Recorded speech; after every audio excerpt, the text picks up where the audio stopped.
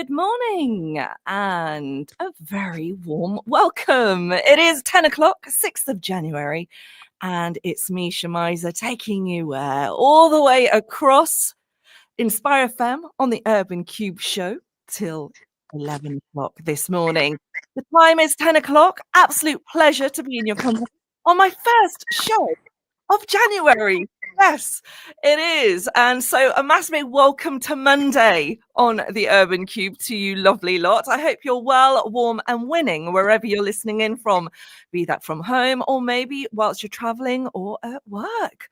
Wherever you're listening from, loads of duas to you all. I hope you are well and you've had a lovely break across the festive season and you've actually coped well in the weather that we had. Goodness me. Wasn't it a little bit snowy over the weekend? It's disappeared across Luton. I don't know what it looks like across your town, wherever you're listening from, be that Sheffield on Sheffield Link FM or Salam Radio Peterborough. What does the weather or what does the scene look like outside your windows, wherever you're looking in from, or wherever you're walking from? As always, we love to hear your thoughts on the Urban Cube show on 01582481822, or you can WhatsApp us on 07779481822. The show is the Urban Cube that you're listening into, and we haven't changed anything since 2024. We are heading into 2025, and we are here as always to keep you inspired on my show. And this show is all about celebrating creative journeys and stories of trailblazing Muslims who are local, national, and international. And today's show, we are taking a little bit, stepping up a little bit, because we're going to be talking about goals and what they mean. Goals, what do they mean? Now, there is this tradition every New Year. People tend to set goals for themselves. They call New Year's resolutions. That could be regarding home, health, work, or just generally everything and anything, really. Something as simple as, I don't know, tidying up, making sure that you keep your bedroom tidy or your room, your living area tidy, to maybe setting higher goals, maybe that you want to achieve something big work-wise, or maybe it's you want to travel across the world. I know somebody in my family who is planning to make the effort of traveling to 4 countries this year, and I have another relative who just wants to make sure they cut out coffee out of their diet. So it's definitely something that differs with different people, and it's what you want to prioritize in your life. So today's show, we are going to be talking about what does it mean by setting a goal. Now, is it overrated? Should we set goals all the time in our lives? Should we just, is it okay not to stick to them? That's what we're going to be finding out. And I'd like to find out if you guys have set a goal or two, and share with me what they are on 07779481822. On today's show, I am joined by an absolutely fabulous guest who's a bit of a trailblazer herself in the world of technology, law, coaching, and even hiking. Yes, my favorite subject. I am joined by an absolutely wonderful sister who is making a huge difference in many people's lives on so many different levels. And I just thought she'd be absolutely perfect to roll out my first show of 2025. So without further ado, I'd like to introduce to you the topic of the show today, which we are talking about dream big and plan ahead. It's all about setting goals for 2025. And I'm joined by no other than Sabba Mirza. She's a data protection lawyer, divorce counselor, and volunteer for Muslim Charity. Now, Sabba, a little bit about her. She works as a data protection lawyer for a technology. And she's also a trainee counselor and offers coaching to women going through or healing from a divorce. She's been volunteering with Muslim Charity since 2019 and has done the Rickshaw Challenge. Oh, I need to find out more about that. That sounds so exciting. and she does this with Muslim Charity yearly. She loves hiking and she's summited Mount Tibkal. She's done Everest Base Camp, K2 Base Camp, Broad Peak Base Camp, and Nunga Parbat Base Camp. Now, she says she's not a bit of a good runner by any means, but she's done 4 of the world major marathons too. She is absolutely perfect, right, for setting goals. Her goals are a lot higher than many of us. I just need to try and get myself just out of bed. That's like my goal. So she is joining us today. But what's interesting, her perspective on setting goals is a little bit different to maybe some of us. So we'll be finding out about what she and her reflection on that. Now, as always, do call us on 0779 481822. That's if you would like to leave a message or WhatsApp us or call us on 01582 481822. We are all ears on the show. The time is 6 minutes past 10. We're going out live to Luton surrounding areas, Peterborough Salam Radio and Sheffield's Link FM. And we are Facebook Live as well. So if you'd like to leave comments on there. So, it's an absolute pleasure to be joined by no other than Sabba Mirza. Assalamu alaikum, Sabba. Walaikum assalam, Shemiza. How are you? I'm very well. I'm very well.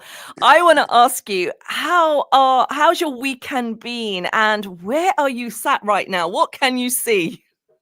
So I am in London, East London, where I live. I'm at home, so I'm remote working today. What can I see? Well, I'm in my room, which is a bit of a mishmash of my room, my study, my place to relax. So I'm sitting rather comfortably. I can see a lot of rain outside the window. No snow, unfortunately, here. We never have it set, so it's fine.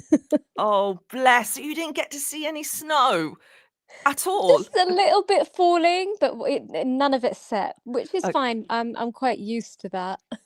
bless. So it's more like a little bit of dandruff floating around in the East End of London. Unlike Luton, we had it. We had a lovely fall of snow, and it looks so picturesque, but it's disappeared this morning.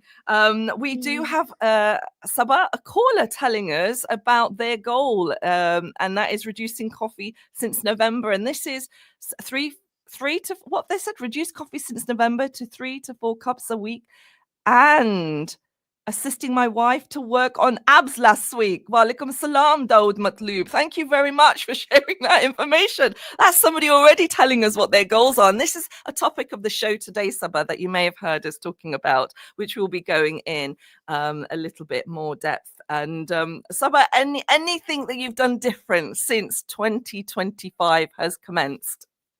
Nothing. I love that. I mean, I have to be completely honest with you. So firstly, I mean, thank you, Shemiza, for such a wonderful introduction. I really am sitting here wondering, what have I done to be deserving of all those great words? But thank you for that. But literally, honestly, the answer is I have done nothing different. And that's okay, right? Yeah, completely. It's completely fine. I mean, don't get me wrong. I used to be one of those who would, really sit there and, towards the end of the year, consider how's my year been? I'd sit there and reflect on it all. And then be like, well, what are my resolutions for the following year? And then, the classic, you go onto Instagram, you say, this is how my year has been, and these were all the things that I achieved, and these Is were it the one of those? challenges. Is it those reels that you look at? No, see, I never got to do one of those reels because I have to admit, Ah, I am not super good at the reels. I think I just had a picture or something last time. I can't remember. right. The last time I did a New Year's post was when we were going into 2022. And then I did one 5 days ago where I said my goal, my perspective on goals has changed a lot since my last post. Interesting. And so what was that perspective that's changed? So look, I mean, I'm not saying goals are a bad thing or Mhm. you shouldn't have them or anything like that. It's just where I am at a point of time in my life. I've just decided to let go of all the resolutions and the goals. Mm. And it wasn't because I was fed up of it or disheartened with any sort of expectations or disappointments that might come with it. Because the reality is resolutions and goals are pretty loaded terms, right? Mm. They've got their benefits, but sometimes we can really beat ourselves up about it. Of But course. I think my focus over the last, couple of years has really been sort of my self-development, focusing on myself and focusing on religion as well. And what I have found has made my life a lot easier and peaceful is just surrendering matters to Allah subhanahu wa ta'ala, focus on being a better person and try my best at things that I do. So if I'm presented with an opportunity, I'll give it my all. It's not that I don't try. Of course, we should try. We should tie our camel. But I'm not really fixating or holding myself to any goals or ambitions that I have because he's the best of planners ultimately. We can Alhamdulillah. plan, but he plans.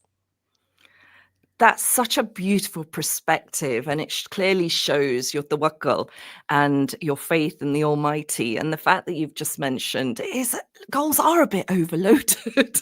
There is this pressure we put on ourselves, and sometimes we just like let it go and let it be. But they are good as well to set targets and kind of motivate ourselves to do things. What's your thoughts, people? I love what Sabah has just presented. She's presented her own experience and the fact that her perspective and goals have changed, and she's just letting Allah subhanahu wa ta'ala, whatever he plans, he is the best of all planners. Do you feel the same as well? Do tell us on 07779481822. Sabah, social media is something that I find quite fully loaded. Do you think that people have this pressure that once they're watching other people's lives on social media, that makes them feel that they've got to kind of adhere to or match that type of level of expectation and what life should be? Most definitely, yes. That social media does have a lot of negative impacts on individuals, and it's really important to be aware of what they can be. So, for example, why are we just fixating on goals and this end of year Mm, sort of wrap up? Towards the end of the year, you could have achieved a really, really good goal sort of during the year. of course. Or why are you only reflecting come sort of the end of the year? You should be reflecting throughout, and we are encouraged to actually reflect Mm, throughout and just see how things are going and how we are doing first and foremost. And I feel when people really look at each other on social media, they obsess over it, and the mm, focus ends up being more on, oh, I've not got this at this point in time. And some of the rules are quite like negative. There's one which says, oh, while my friends in their 30s are getting married, buying their first house, having a child, I'm going on holiday. This is the aisle I'm walking down. And we know mm, how difficult marriage is as a subject as well for a lot of of people course. out there. And I know that's a bit of a joke, and that's how I've taken it, but someone may not take it that way, and it might really Indeed. bring somebody down. And social media does also expose you to a lot of judgment as well. So it's really important to be quite sure of yourself, have thick skin, and really control the way you use it. Use it in quite a measured way, um, to something that suits you. It takes a lot of bravery and confidence and courage, I believe, to actually step away from this. I don't want to call it negative energy, but it can be negative energy. It can be overwhelming. How can people do that then? How can you switch yourself off from a world that that kind of triggers you maybe? I mean, there's a few things. I think practically, if there was something you wanted to do, you can just go on your phone and set a bit of a limit Mm, on certain social media apps as to how long you should be on there. that's a Some very, people, very good advice. and I think that's a good tip because otherwise you're just scrolling through stories, just Mm. scrolling through reels, sort of meaninglessly. So I think having a bit of control there, I think, is quite good. And the more time you spend on your phone and on social media, the less time it's actually taking away from the more it's taking away from your day-to-day life. Indeed. Folks, I am joined by no other than Sabba Mirza. The irony of today, it's actually National Day of Technology. And we have the very wonderful Sabba here, who has quite an interesting role in technology. She's a data protection lawyer for a technology firm. We can find out a little bit more about Sabba's journey with technology there, but she's kind of giving us lots of snippets today on how we can actually manage our lives productively regarding technology as well. If you have any questions regarding the show, as always, 07779 481 Today's show, we are talking about aspirations for 2025. We're talking about goals, what they mean. Is this term fully loaded? Do we need goals in our life? Sabba has actually been very, very honest and shared her truth about what goals mean to her, and she feels that her perspective has clearly changed, giving us some great examples. Now, is it okay to set realistic or ambitious goals for yourself? This is what I'm asking you guys today on the show too. Now, Sabba, thank you so much for giving us time out of your busy schedule, mashallah, in the East End of London, in your lovely cozy room. I wanted to ask you, it is National Day of Technology, and your work is very kind of centered around technology. What's your thoughts around technology? I mean, it's such a simple question. My thoughts, it's like it's necessary. I think it's a bit of a necessary evil. Like I said, it's got its perks. Mm, Technology's really opened up the world to everybody, especially sort of communication, how we can communicate with our loved ones mm, who are abroad, and it's different to what we would have mm, necessarily have done in the past. Technology also, I guess it's there in all aspects of our life. Even when you go to the doctors, the sort of tech they're using to treat you, depending on whatever it is you're suffering from, is it's there. So technology is a huge part of our lives. It's something we do depend on quite a lot. I have to say, I do miss a bit of a simpler time.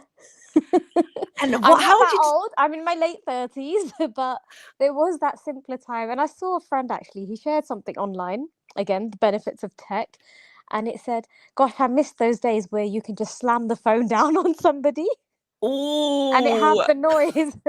and he and you've left the room. Oh, goodness me. and he said, we don't have that anymore. So, and we don't have those funky traditional sort of very, very large phones at home, do we? Oh, there was this um kind of a a telephone. Do you know the telephone with do you remember this, Sub? I don't know if you remember this because I'm a little bit older than you. The actual handle is attached to the phone and you ring Yeah, the with the cord. dial. Yeah, with the cord. Yeah. And a group of children, their parents had actually taken them to, I think, a gallery and showed them the phone, and they just did not have a clue on what it was, how to operate it. And like, I come from that time. That is quite prehistoric, but they were the days, good old days. And do you remember, Sabba? Okay, did your parents have a restriction on the amount of time you could actually use the phone for in the house? We had our phone in like this section of our house, and my mum monitored it, and we were only allowed like half an hour a week if we wanted to call a friend. Did you ever You have were that? lucky. I didn't even have that at all. What we did, ours was you just use it in the case of an emergency, Oh and that was wow. it. I got my first mobile phone, which was a Motorola, and I think Hoi it may have hoi. been pink. Pink as And well. You were living it large, pink, girl. I was, but I shared it with my sister, and I was 15 at the time, and she was Wow. 14. I barely saw that phone. I remember paying for it, but I barely saw it. It's these young uns, right? It's the old. We set the pathway for the young ones to have all this liberty. Because trust me, like if I look back, the levels of how strict my family were with me, and the things that my younger siblings got away with after is mad. Is that somebody? Does that sound like you guys? Do you remember those like phones in your life? How old were you when you got your first phone? Sabba was talking about she had a Motorola, pink. Come on, Yeah, pink one. a pink Motorola phone at the age of 15. Mashallah. The time is 19 minutes past 10, 6th of January, and it's the Urban Cube show you're listening to this morning. I'm in the absolute wonderful company of my esteemed guest, who is no other than Sabba Mirza. Sabba is a data protection lawyer, divorce counselor, and volunteer for Muslim charity. She's going to be talking to us about the wonderful work that she's doing and how she's engaging with so many lives through her passion and conviction through her work. And if you've got any questions, we are talking about setting goals for 2025, whether is it okay to set realistic or ambitious goals for yourselves? Do tell us. Or is it, is it kind of like, let's just like move on from that? They don't work. I don't know. You need to tell me, folks, and you need to tell me on the show today. Sabba, it's so lovely to kind of just reflect, isn't it? And what life was like in the good old days when life was simpler. But is there something in today's life, like now, that you cannot be without? This is going to sound so contradictory now, and it shows what the dilemmas we're in day-to-day life. My phone. If that Yes. goes, it's like your oxygen supply is being cut off. Mm. But there are some moments, I think it's because there's just so much on there that I need. It's stuff to do with work, just general communication with people, networking. That said, when I am away on breaks, or if I'm in the mountains, then I do enjoy just being cut off and being off the grid. And I think that's quite nice to just have that chance to reset. Other than sending like the one message home saying, look, I'm okay, and here's a picture. I really won't do much on my phone when I'm away. That's a privilege in itself, though, isn't it? To be able to have the opportunity to just cut yourself off, disconnect yourself, and just get back to the simple ways. I mean, how does that actually feel for you when we are going to be talking about your mountain legacy? But what was that feeling like? Did you feel a sense of power, maybe? Yeah, especially when it came to work. Like, I do not need to look at this. You don't feel like Mm. the sort of corporate slave you can sort of very easily become when you're here at home. It's just nice. And it does give you a sense of, I'd say, more freedom than power, I Mhm. feel. And I feel a huge sense of peace just to be able to disconnect, um, with tech, with the world, with everything at home, and really just concentrate on being present and fully present where I am. Mm. And when it's in the outdoors, I think that has its added sort of beauty and benefits to it as well. We know how beneficial the outdoors is. So yeah, I think that's what it is for me. How did you discover the outdoors? Now, your outdoors is not like the general person's outdoors, is it? When we talk outdoors, we think of going in the garden or maybe taking a walk in the local park. But Sabba Mirza's outdoors is like climbing some of the highest mountains in the world. So how did that begin, Sabba?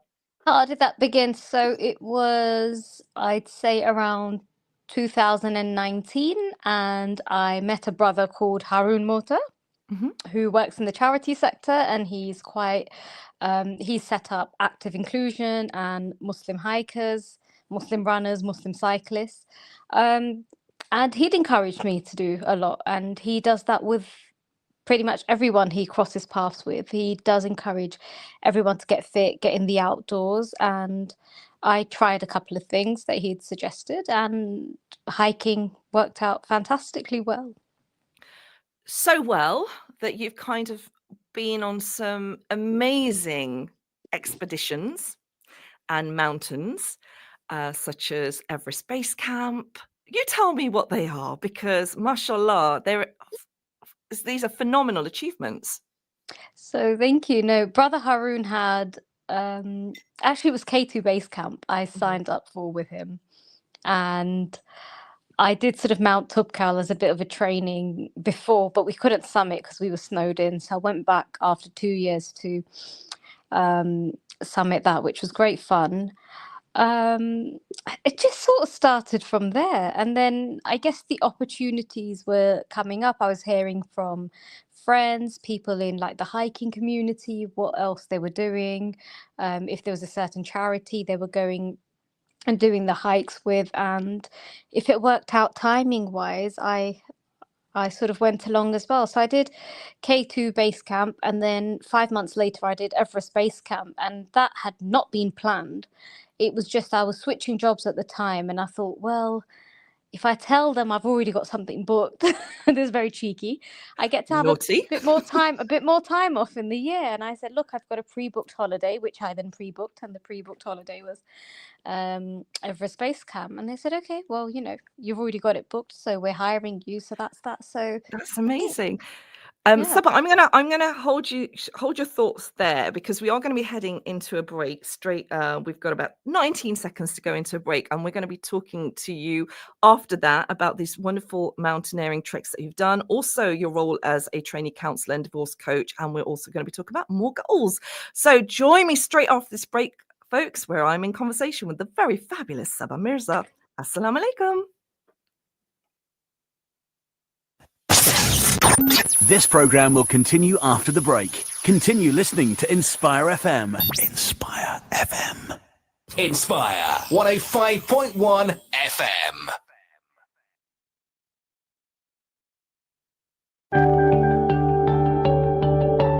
अगर आपको शक है कि आपके पड़ोसी किसी मुश्किल में हैं, कोई चोर या डाकू इनके घर में घुस गया है या इनके घर का सिक्योरिटी अलार्म बजना शुरू हो गया है, तो फौरी तौर पर पुलिस को आगाह करें। आपके इस अमल से आपके पड़ोसी की जान या इनका साजो सामान बच सकता है। Inspire FM community awareness message.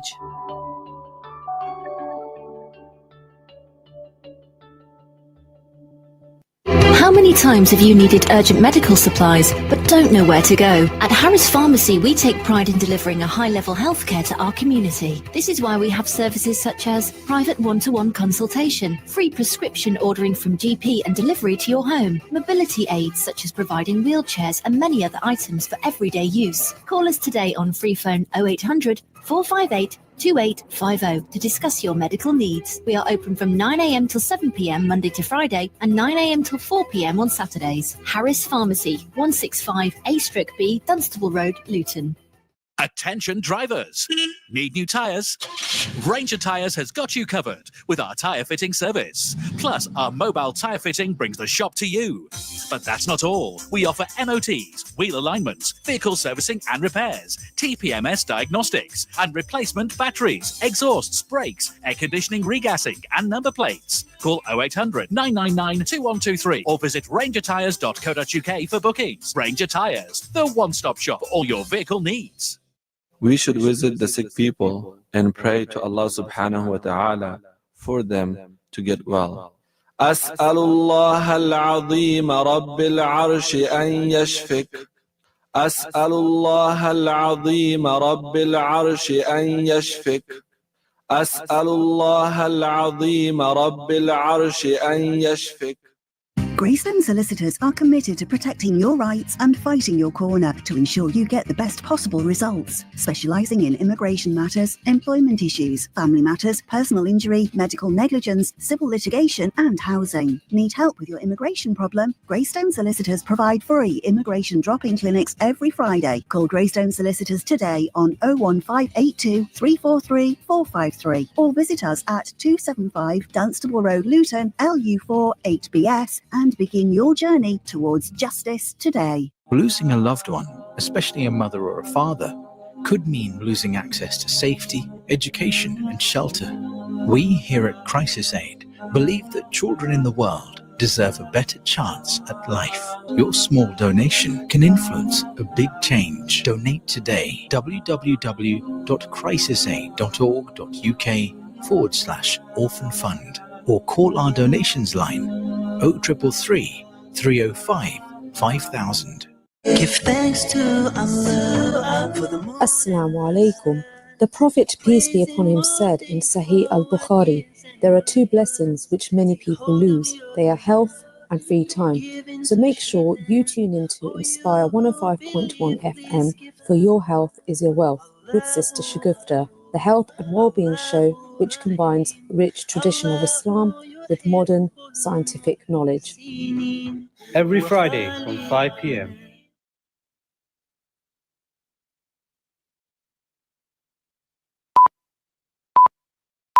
From the studios of Inspire FM, the time is now 10:30. Catch a creative vibe on the Urban Cube with Sister Shemiza.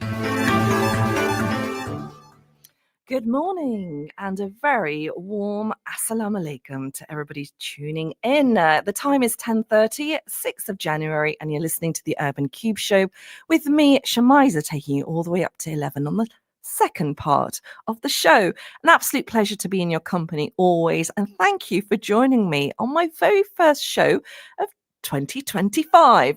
On today's show, I have the absolute pleasure to be in the company of a fabulous guest who is definitely making her mark in the world of law, technology, mountaineering, and also coaching.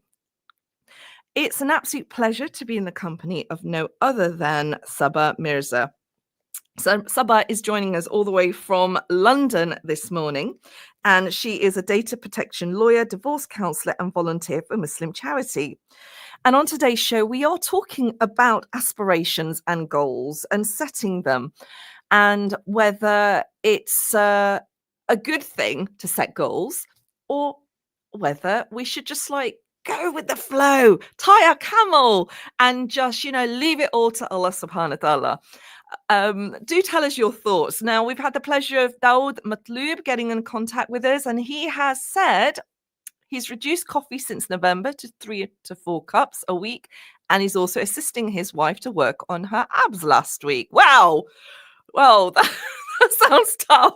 Bless you. I like how, Brother Dawood, you've actually taken the easy option of just reducing cups of coffee, which is great. It's really, really good that you're doing, but you're making your wife really work hard in the gym. Bless you. It's teamwork, right? Do tell us your thoughts on whether you are somebody that sets yourself realistic goals, or you're somebody that sets yourself ambitious goals on 07779481822. And I'd love to hear from you. Back on the show, as always, joined by a wonderful guest, and I'm joined by no other than Sabba Mirza, who has just been wonderful listening into. You can actually go back on the Facebook Live or to listen to the first part of the conversation, or you can actually listen back on the website for Inspire FM as well. Now, it's been a treat finding out Sabba's journey, and we will continue that conversation. Assalamu alaikum, Sabba. Wa alaikum assalam. Thank you so very much for joining us, Sabba, on the show today. It's been really interesting listening into your life journey, and mashallah, you are making such a difference to many people's lives, and especially in parts of their lives that are quite tricky, and encouraging people to kind of just focus on themselves and try and think positively. And what I'm referring to is your role as a trainee counselor and a divorce coach.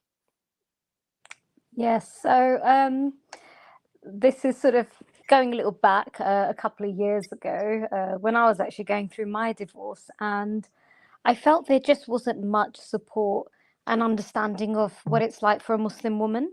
Mm-hmm. So the courts here don't obviously recognize Islamic marriages. They don't know anything about the mahar or any sort of cultural impacts a divorce has on us. And my lawyer did try and understand a lot of it, and she did quite a good job. But when I was getting sort of like therapy and counseling during that time through work, because it was through occupational health, they just didn't get it from like an Islamic point of view. They didn't get the dilemma. They didn't get why I stayed for as long as I did.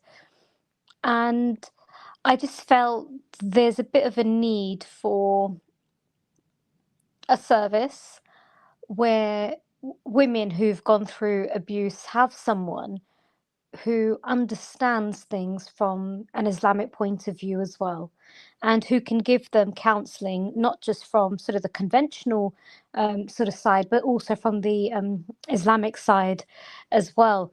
So I felt it would be great to set something up. And then I didn't do anything about it for a while because imposter syndrome kicks in. Mhm. And the idea of creating a page on Instagram and talking about anything when it's public was like my idea of sort of a nightmare. It's like my worst nightmare. Um, it's very different when you've got your sort of private page with your friends and family and people you trust. But when it's anything public, you're opening yourself up to absolutely anything and everything. And then it was when I did Everest base camp. I spoke to my roommate Samina, a really good friend of mine now, about it, and she said, "Why don't you just start and do it?" And she, bless her, sat there with me. So we did have Wi-Fi on Everest Base Camp, and at the end of each day, she'd sit down with me and say, "Right, use this as practice to like document the hike and put out content." Um, and yeah, this is how you edit a picture, this is how you make a reel, and bless her, she was so fantastic. And so I started the page, and then it sort of died a death. I wasn't very committed. And then I thought, right, okay, I'm just going to do this now. And it was just something sort of from within, thinking, right, this is what I want to turn to now. And I set up the page. I obviously continued with the counselling studies that I was getting. And I felt, I did a couple of like ad hoc courses on coaching.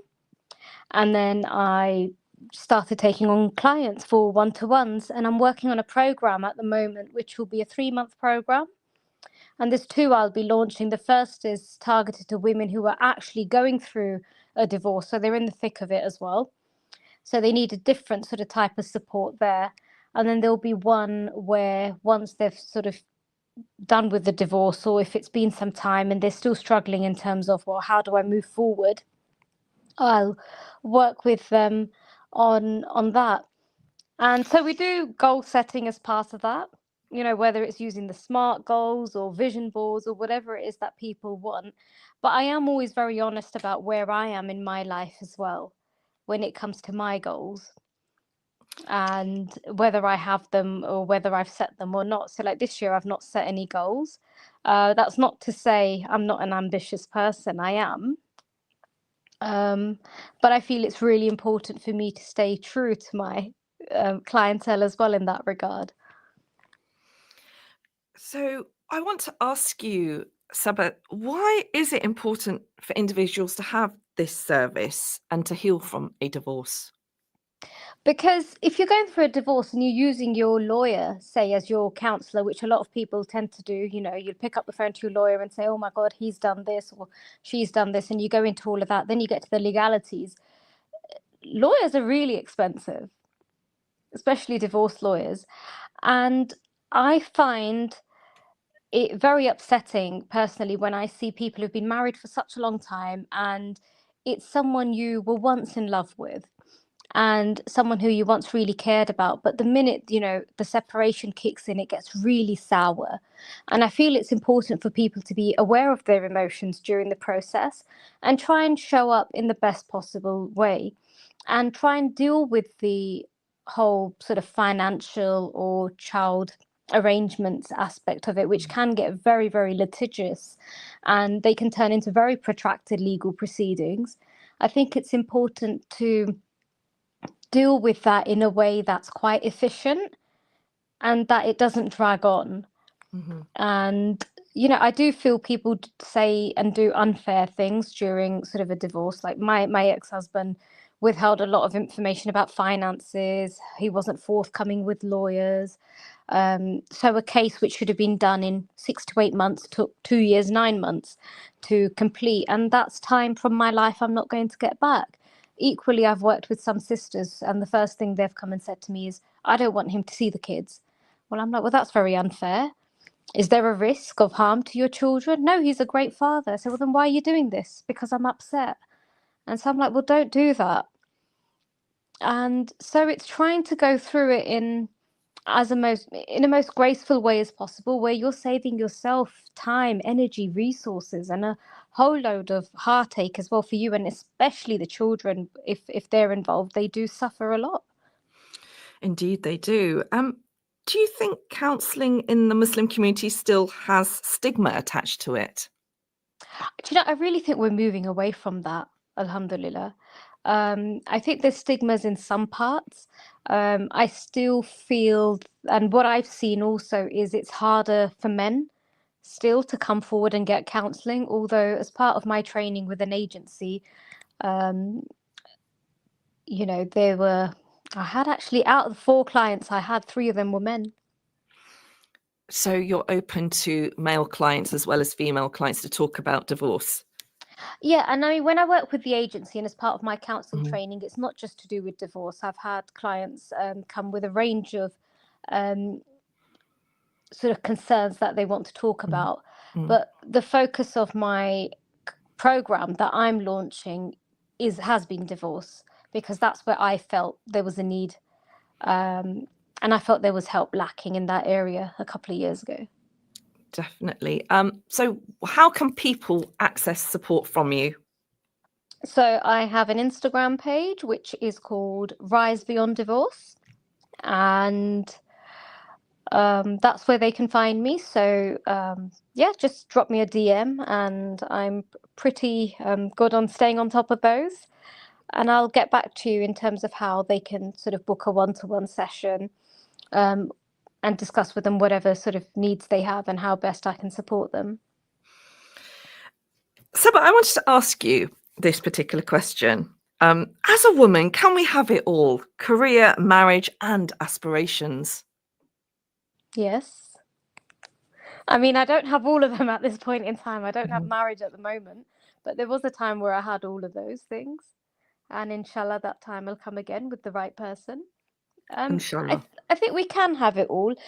It's about prioritizing things, seeing what's important in that, at that given point in life.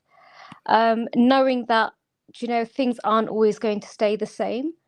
You may have to make some compromises and sacrifices, and just having an open mind and heart to all of that stuff. But you can have it all with the right attitude and also the right support. That's also very important as well, to have a good support network around you. That's some really good points that you've made. Compromise and support network is being open-minded enough to have that balance as well. Folks, if you're listening into the show, it is the Urban Cube, and I'm joined by no other than Sabba Mirza, who is joining us today on my first show of 2025. Sabba is a data protection lawyer, divorce counsellor, and volunteer for Muslim Charity. And she's with me all the way up to 10:55. So if you've got any questions, you know what to do. Get in contact with us on 07779481822. Sabba, once again, do throw us your social media handles for anybody listening in who might want to contact you directly rather than us at the studio. Sure, it's Rise Beyond Divorce. It's all one word, all lowercase. Fabulous. Now, Sabba, I want to ask you, mashallah, you're giving so much to your clients that you are supporting through your divorce coaching, obviously the work that you do in the technology industry, as well as a data protection lawyer. How do you make time for yourself? Where do you find the time for yourself? What do you do for you?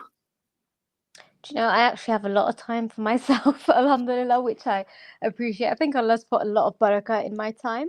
But when I have time to myself, it depends.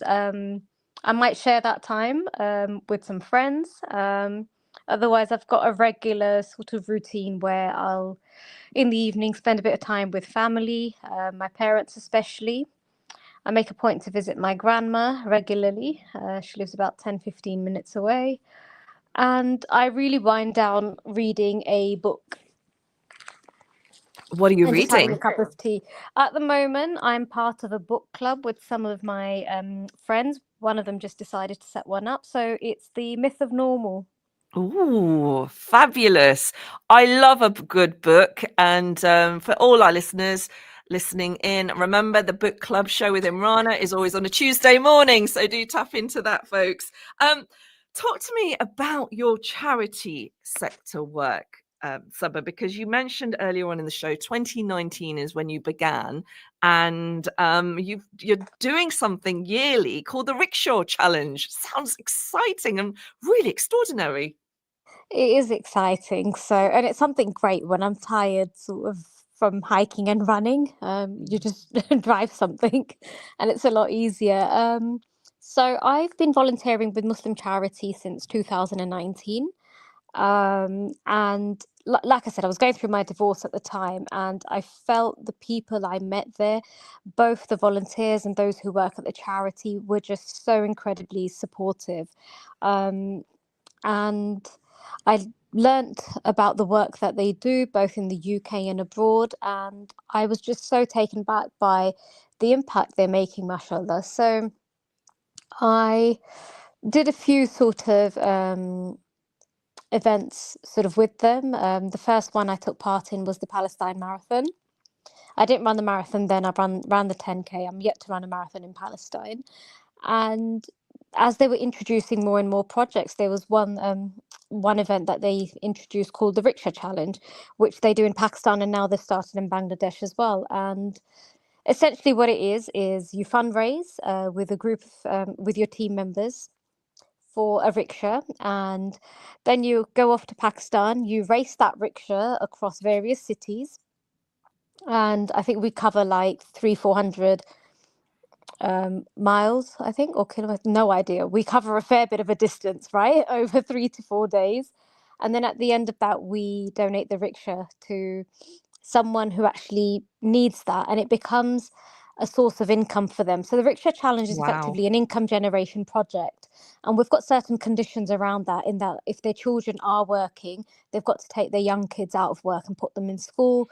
They can't sell the rickshaw and make a lump sum within a certain period of time. We cover their insurance and training, and we get regular reports from them. And yeah, they then sort of drive that rickshaw. They make money from all the passengers that they take, and from that they really do turn their lives around. And there's some beneficiaries we're still in touch with since 2019, and there's one we see every year. And it's just fantastic seeing the progress they've made in their life. Mashallah, that sounds absolutely amazing. How did it make you feel when you handed that rickshaw over to that first beneficiary?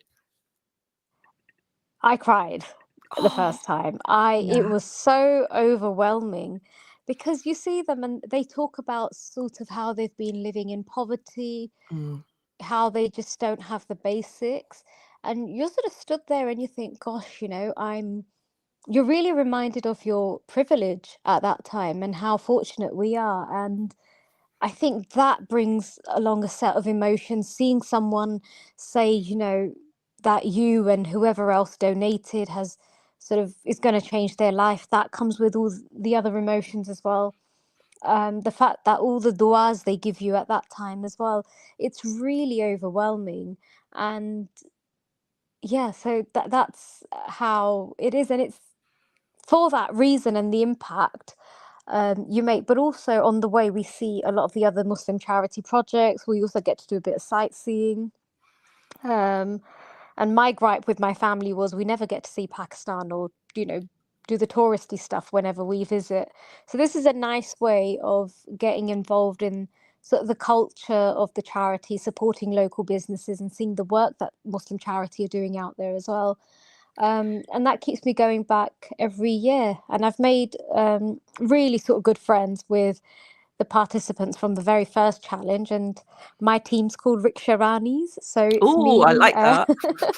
my friend Anisa, who I met on the first challenge, and then her friend Nahid, who's been coming on since the second one. So we go every year as our team, and it's How just nice. amazing. So you guys go every year as a team, Rickshaw Yeah. Ranis, on the Rickshaw Challenge for Muslim charity. It sounds amazing. How can people sign up to something like this?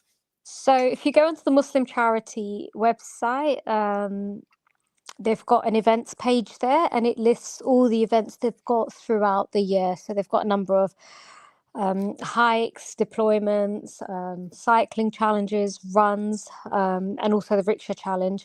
And all you do is pay a reg fee, which covers all your expenses sort of while you're out there. So your accommodation, ground transfers, some meals.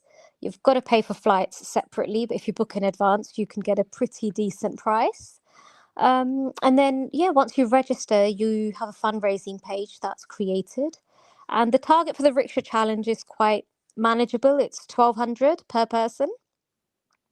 And it's easy to just sort of smash that during Ramadan. So, um, and even sort of at any other time during the year. And that's Fantastic. really how it works. Wow, that's a goal for people in 2025. Maybe the Rickshaw Challenge could be the challenge that they want to work towards. And it clearly is not just making a difference to the people that you're supporting out there as a beneficiary of the Rickshaw Challenge, but obviously generations ahead as well, the families, but you as an individual too, it sounds, in kind of giving that piece of solace that's very much needed for those individuals. Wow. I want to ask you, Sabba, why Muslim Charity? Why are you with them? There's a multitude of charities I know that you've been supporting, but why have you stuck out with Muslim Charity?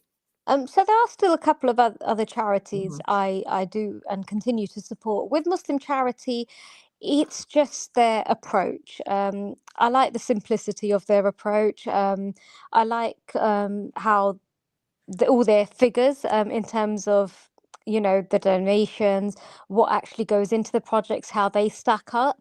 Um, they don't they use gift aid payments, for example, for things like marketing, and any sort of other expenses. And they really try and use as much of the money that an individual gives to give to the beneficiary. And I felt that sort of stacked up quite well against other charities when I looked at sort of their annual reports, which are all available online, so you can go and make that decision for yourself.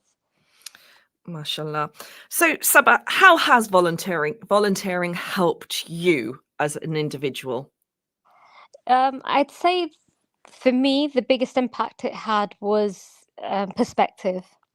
So when I was going through my divorce and all sort of the difficulties that came with it, honestly, there were moments where I felt like this is the worst thing ever. And going and doing that charity work made me realize very, very quickly that it's really not. It's not the be all and end all of life.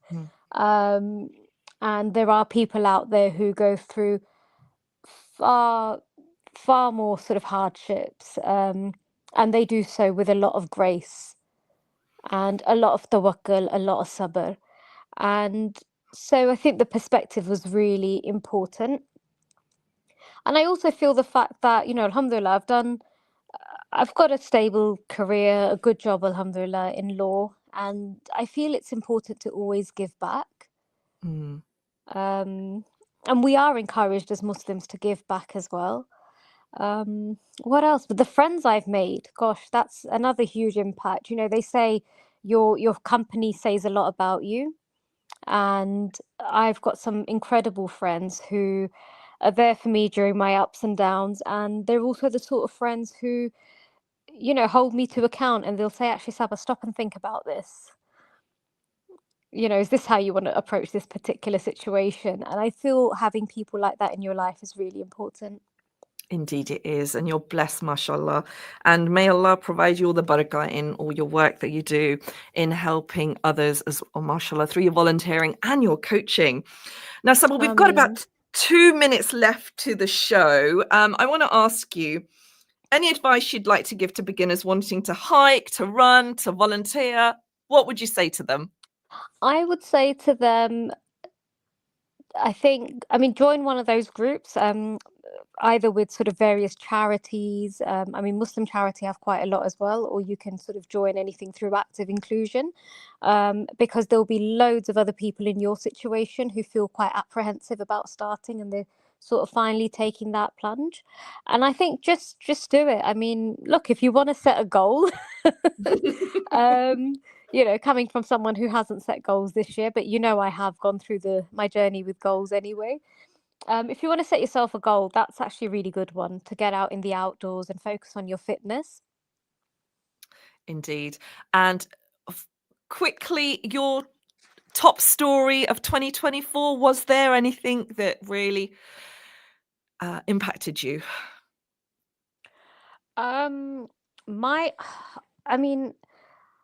It's not really sort of my top story. It's something we've all been going through, really. I just think the continuation of a genocide, Of course. right, without any accountability, the fact that we're live streaming it online, it's really shown a very sort of negative state of the world. And I think it's very easy to get sort of bogged down and very down and depressed with that. But I would always say, you know, rise up and try and do whatever positive you can do. And you might think my individual impact is not really going to be great, but if we all thought that, there'd be no impact. So do whatever little it is you can do. And collectively, the impact will be great and something that creates a better environment in this world. So I'd say it's that. I think that's what's really impacted me a lot, really, just the state in the world. It's been a bit of a sorry state, but I feel we've all got something in us to try and change that. Inshallah. And thank you for your wisdom and your kindness on today's show. Thank you so much, Sabba, for joining me. Sabba Mirza was my first guest of 2025, and I'm sure she will be joining us back. Thank you, Sabba. It is the end of the show. Thank you for having me. Really appreciate it. You're very, very welcome. That was Sabba Mirza, and it is the end of the show. Stay warm, stay smiling, stay winning always. Assalamu alaikum.